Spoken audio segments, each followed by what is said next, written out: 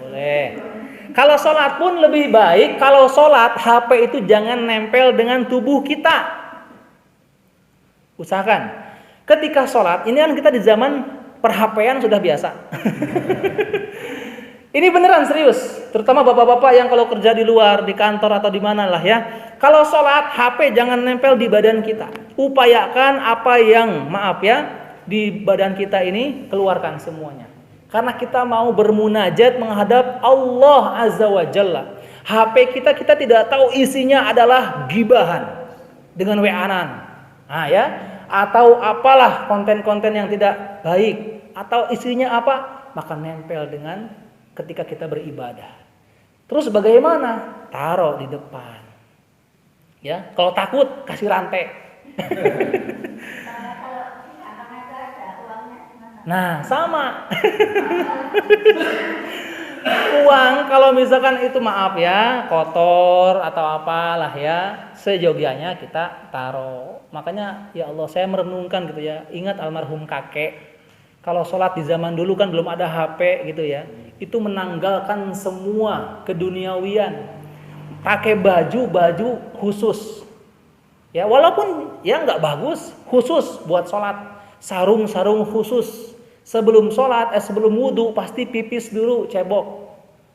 Dan nggak pernah bawa dompet, bawa apa jam tangan, nggak pernah.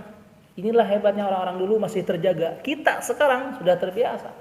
Ya, jangan taruh di belakang karena resiko. Makanya punya kekayaan itu resiko. Kita naruh HP, kita naruh dompet di tas di pinggir, pasti itu kita nggak akan serius sholatnya khusyuk. Karena matanya pasti ngelirik tas. Iya. Iya enggak? Waktu ibu-ibu coba pengajian. Ibu-ibu datang pengajian, jamaahnya banyak, tas ibu taruh di belakang, pasti enggak fokus ngedengerin ustazah. Pasti nengok ke belakang, punya tas, aduh, aman. Nengok lagi, aman. Tuh hati-hati ya. Ya gitu. Ini maaf ya. Jadi sama, saya pribadi pun seperti itu. Saya akan kerja di luar, sering ini. Tapi alhamdulillah, sebisa mungkin tadi taruh di depan kita HP-nya atau dompet juga taruh. Kita jangan, ya? Ya iya noh. Bukan hanya Jumatan ya. Sholat biasa pun seyogyanya kalau kita ini kan di kampung ya, mungkin jarang lah ibu-ibu, bapak-bapak apa jamaah bawa HP.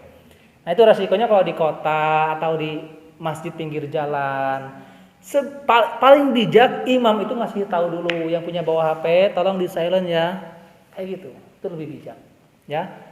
Ya itulah resikonya, mungkin sholatnya mau pamer biar tahu ada HP, punya HP kan repot ya. Gitulah intinya, tergantung kita nyikapin. Terus gimana kalau misalkan terjadi oleh kita, lebih baik gimana, kita diamkan atau kita reject?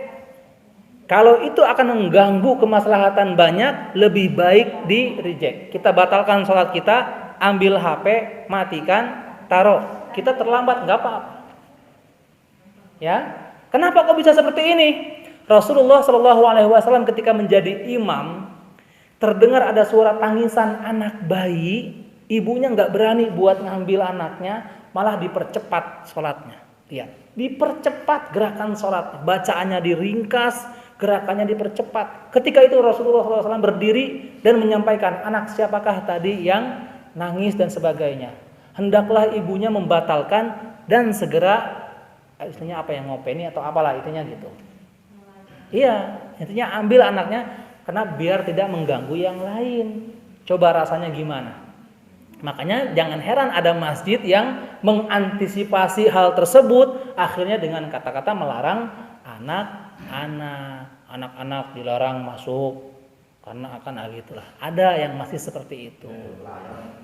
Ya?